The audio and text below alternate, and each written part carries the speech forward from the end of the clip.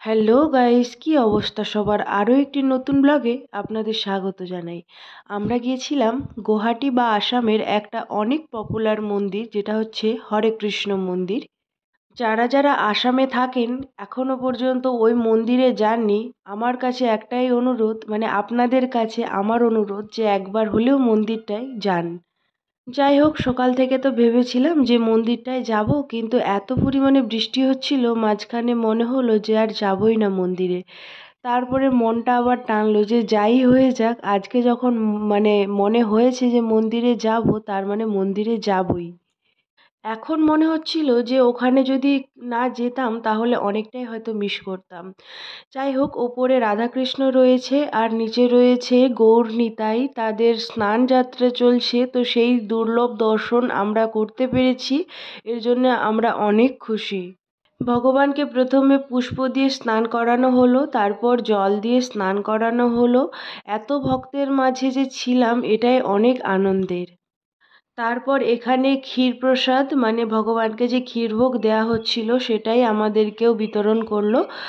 আর আমি দেখুন বেরোতেই পারছিলাম না, এতটা পরিমাণে ভিড় ছিল। যাই হোক, ভগবানের দেওয়া প্রসাদ খুব শান্তি ভরে খেলাম, খুব ভালো খেতে হয়েছিল। তারপর এখানে যারা গুরু মহারাজ রয়েছেন, তারা ভগবান শ্রীকৃষ্ণের নামে অনেক কিছু নিজেদের মতো করে বক্তব্য রাখছিলেন, আমরাও সেটা শ্রবণ করলাম। তারপরে ওখানে চলছিল ভগবানের নাম কীর্তন, যেটার জন্য সবাইকে অনুরোধ করা হয়েছিল নাচ করার জন্য ভগবানের নামে। তো আমরাও সেটা করলাম, সত্যিই খুব মজা লেগেছিল। গরমে ঘেমে গেছি তো কি হয়েছে, ওটা কোনো ব্যাপার না, ভগবানের নামে নৃত্য করতে হবে না। যাই হোক, আমরা কিন্তু খুব খুশি হয়েছি। তারপর ভগবানকে বের করানো হলো যে প্রদক্ষিণের জন্য।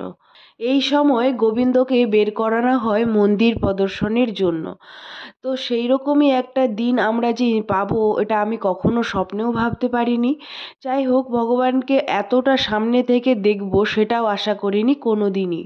ভগবানেরকে যে ঝালর দিয়ে বাতাস করা হচ্ছিল, ওটা নাকি মাথায় নিলে অনেক শুভ হয়। তো আমি ওটা মাথায় নিয়েছিলাম। তারপরে দেখুন কতটা সামনে থেকে তার দর্শন পেলাম। এখানে প্রদক্ষিণ করার পরে নিয়ে আসা হয়েছিল ভগবানকে আতশবাজি দেখানোর জন্য। তো ভগবান ওখানে রয়েছে আর এখানে হচ্ছে আতশবাজি। দেখুন কত মানুষ রয়েছে, সবাই অনেক এনজয় করছে। আমরাও অনেক এনজয় করেছি এই পুরো ব্যাপারটা নিয়ে। আবার ভগবান নিজের স্থানে ফিরে গেলেন। এরপরে আসলো সেই মহামূল্য সময়, যেখানে হচ্ছে ভগবানের প্রসাদ বিতরণ করা হচ্ছিল। এর জন্য প্রায় আমাদেরকে 9:30 পর্যন্ত দাঁড়াতে হয়েছিল। তো রাত্রি 9:30 মানে আমাদের কাছে অনেকটাই রাত এখানে। তবু একা বাড়ি ফিরতে হবে সেই ভয়টাও মনের মধ্যে যেমন ছিল, কিন্তু আজকের দিনে ভগবানের প্রসাদ পাবো, ওটাও একটা আনন্দের বিষয় ছিল। তারপরে আমরা চলে গেছিলাম অন্নভোগের কাছে। ডাল আর ফুলকপি আলু দিয়ে একটা খুব সুন্দর তরকারি।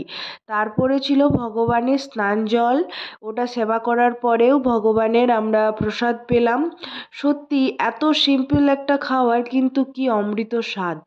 এতক্ষণ ভিডিওটা দেখার জন্য অনেক ধন্যবাদ। আর সবাই মন থেকে বলুন হরে কৃষ্ণা।